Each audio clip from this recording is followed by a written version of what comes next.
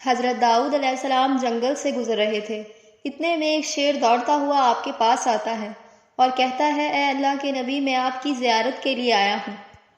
حضرت داؤد علیہ السلام نے اس شیر کے سر پر ہاتھ رکھا۔ اتنے میں اس شیر نے کہا کہ اے اللہ کے نبی، اگر اجازت ہو تو میں آپ سے ایک سوال کروں؟ حضرت داؤد علیہ السلام نے فرمایا، پوچھو، کیا پوچھنا چاہتے ہو؟ تو شیر نے کہا کہ مجھے سمجھ نہیں آتی کہ اللہ نے ہمارے کھانے کے لیے جانوروں کے گوشت کو ہی کیوں منتخب فرمایا؟ ہم شکار کرتے ہیں اور جانوروں کو کچا کھا جاتے ہیں، اس میں قدرت کا کون سا راز ہے؟ تو حضرت داؤد علیہ السلام نے فرمایا، اے شیر، اللہ نے اس پوری کائنات کو ایک دوسرے سے جوڑ رکھا ہے اور اس دنیا کی مخلوقات کو دوسری مخلوقات کی راہیں ہموار کرنے کے لیے ماتحت کیا۔ دیکھ، اگر جنگل میں سانپ نہ ہوتے تو ہوا میں اتنی بیماریاں پیدا ہو جاتی کہ جانداروں کا رہنا محال ہو جاتا۔ اگر سورج کی گرمی نہ ہوتی تو زمین پر سردی کی وجہ سے مخلوقات کا رہنا مشکل ہو جاتا۔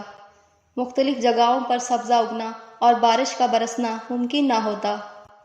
اسی طرح اگر جنگل میں جنگلی جانور نہ ہوتے تو زمین پر پتے کھانے والی مخلوقات اتنی تیزی سے اپنی نسل بڑھا لیتی کہ زمین پر ساری ہریالی ختم ہو جاتی اور جنگل میں کوئی بھی سبز پتا باقی نہ رہتا۔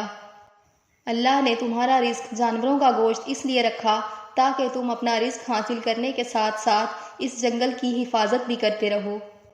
لیکن یاد رکھنا، رزق اتنا ہی کھانا جتنی تمہاری ضرورت ہے۔ اللہ نے زمین کو تمام مخلوقات کے لیے نعمت رکھا، اس میں ہر خلقت دوسری خلقت کے ساتھ مل کر اسے چلا رہی ہے۔ لیکن افسوس تو یہ ہے کہ انسان ذخیرہ کرتے ہیں اور اسی ذخیرہ کرنے کی وجہ سے وہ ایک دوسرے کا حق کھا جاتے ہیں۔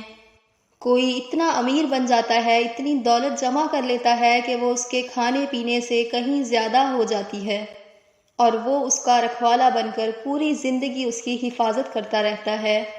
اور کوئی اتنا غریب بن جاتا ہے کہ 2 وقت کی روٹی کے لیے زمین پر مارا مارا پھرتا ہے۔